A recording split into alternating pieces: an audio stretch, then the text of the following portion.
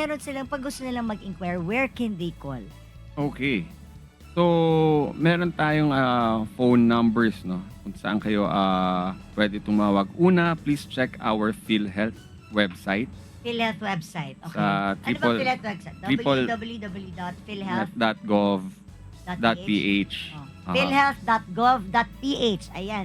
Punta po kayo dyan. Dyan nyo makikita lahat ng mga benepisyong pwede nyo makuha sa PhilHealth and how to avail of it. Meron bang pwedeng tawagang hotline para mag-inquire?